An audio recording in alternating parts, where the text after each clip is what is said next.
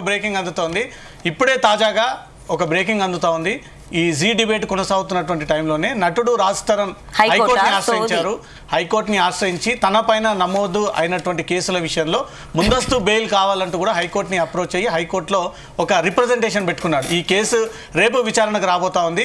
ఇప్పటికే రాజ్ తరుణ్ పైన నార్సింగి పోలీస్ స్టేషన్లో లావణ్య ఇచ్చినటువంటి ఒక ఫిర్యాదు పైన కేసు నమోదైంది.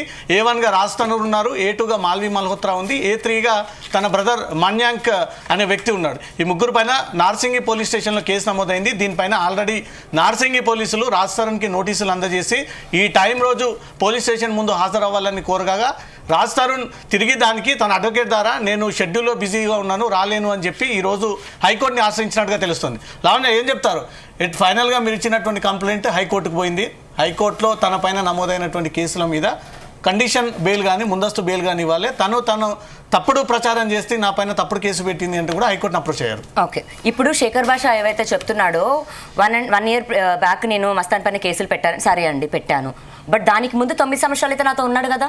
ఆ 9 సంవత్సరాలు చేసిన మోసానికి అతనికి ఇప్పుడు శిక్ష పడబోతుంది. జైల్లో అయినా ఉంటాను కానీ లావణ్యతో ఉండను అని ఏవైతే అతను అన్నాడో అవే మాటలు నిజం అవ్వబోతున్నాయి. యాక్సెప్ట్ చేస్తారా 9 సంవత్సరాలు ఉన్నాను తర్వాత డిబేట్ అయ్యాను రాస్తారు అన్న మాటలను యాక్సెప్ట్ చేస్తారా? మధ్యలో డిబేట్ అయ్యారా? నిజంగానే మధ్యలో డిబేట్ అయ్యారా? ఎవరు? మీరే. అదే చెప్తున్నా. మరి అలా అంటే మరి అతను మీరు ఇప్పుడు అన్నారు కదా 9 సంవత్సరాలు అయితే నాతో ఉన్నాడు కదా, 9 సంవత్సరాలకి నేను శిక్ష అయితే అనుభవించాలి కదా అంటున్నారు కదా. అంటే 9 సంవత్సరాల వరకు ఉండి తర్వాత 1 సంవత్సరం మాత్రం మీరు మస్తాన్తో డిబేట్ అయ్యారా? సరే, 10:1 రేషియో తీసుకుందామండి. ఓకే, 10:1 రేషియో తీసుకుంటే అతను 10 మంది అమ్మాయిలతో ఉన్నాడు. సరే, మస్తాన్తో అబ్బాయితో ఉన్నాను అంటున్నాడు కదా. సరే, ఇప్పుడు పవర్ ప్లే అన్న సినిమాలో హీరోయిన్ ఈమె. నేను ఇంకా ఏం చూపించదలుచుకోలే, బట్ ఇంకా తప్పక ఇప్పుడు నేను వద్దాం అనుకున్నాను కాబట్టి చూపిస్తున్నాను. మరి ఇది సినిమా వర్కింగ్ స్టిల్ కాదండి. రేపు పొద్దున వర్కింగ్ స్టిల్ అంటారేమో. మరి అమ్మాయికి కాల్ చేయండి.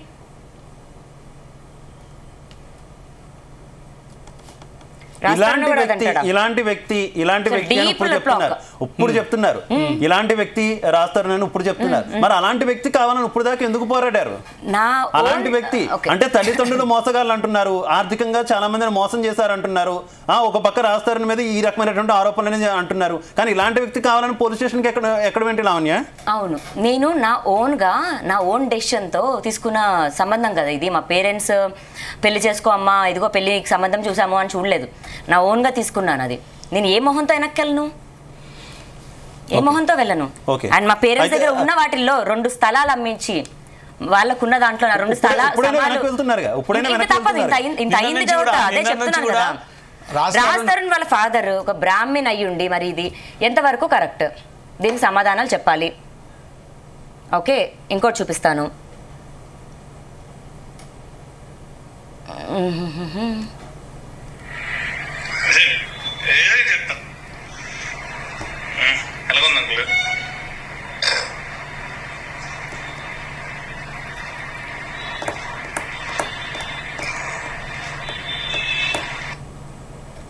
నిన్న నుంచి కూడా ఫస్ట్ నుంచి వ్యక్తిగత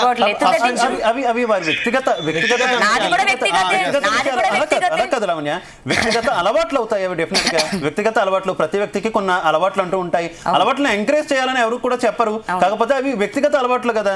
ఎందుకు ఆ వ్యక్తిగత అలవాట్లను మీకున్నటువంటి వ్యవహారాలకి లింకు కలిపి ఈ రకంగా బయటపడడం ఎంతవరకు కరెక్ట్? నా వ్యక్తిగత గొడవల్లో మరి నేను తాగేసి నా మొగుడుతో, ఓకే ఇప్పుడు సరే ఎక్స్ అంటాను, నేను ఎక్స్ మొగుడు అనుకోండి, నా ఎక్స్ వాడితో నేను రూమ్లో మాట్లాడుకున్న ఒక ఆడియో రికార్డింగ్ అతను శేఖర్ భాషకి ఇవ్వడం ఏంటి? ఆ శేఖర్ భాష పదే ప్రతి ఛానల్లో అదే రికార్డింగ్ తీసుకెళ్ళడం ఏంటి?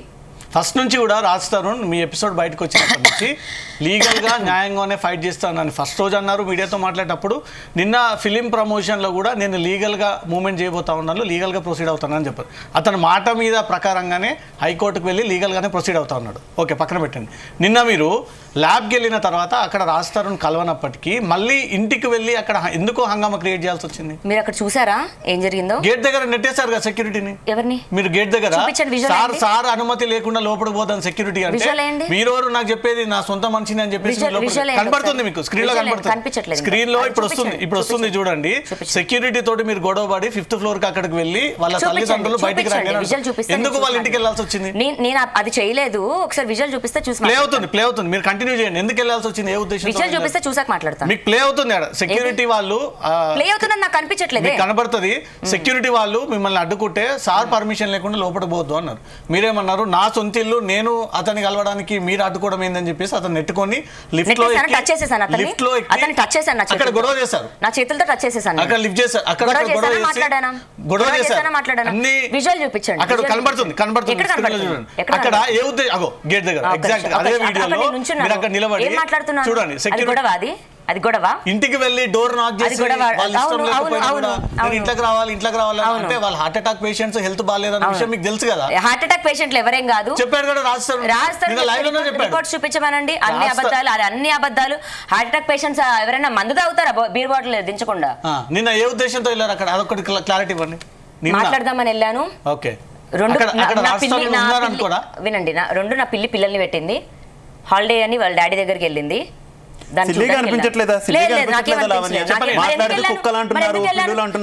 months అయింది వాళ్ళ ఇంట్లో వెళ్ళిపోయి రాజు మరి ఎందుకు వెళ్ళాను చెప్పండి పరిస్థితి చేదాటిపోయింది కాబట్టి వెళ్ళాను వెళ్ళాక కూడా మాట్లాడదామని వెళ్ళాను డోర్ తీయలేదు వచ్చేసాను వెనక్కి అడిగారు అంకుల్ డోర్ తీయండి నేను మాట్లాడడానికి వచ్చాను అప్పటికి ఒక కాల్ చేశారు డోర్ తీయండి నేను రాస్తాను వాళ్ళ ఇంటికి వచ్చాను అక్కడ ఏం జరిగిన తర్వాత వాళ్ళు రెస్పాండ్ అవ్వలేదు ఇప్పుడు తప్పు చేయని వాళ్ళు రాస్తారు ఎందుకు వెనక గేట్ నుంచి వెళ్ళిపోవాలి వీళ్ళెందుకు డోర్ తీయకుండా ఉండాలి నా చేతిలో ఉన్న ఆయుధాలు ఉన్నాయా నేను కొడుతున్నానా నోటి మాటకి సమాధానం చెప్పలేక ఇప్పుడు బెయిల్ వచ్చిన తర్వాత వచ్చి మాట్లాడేది ఏంటి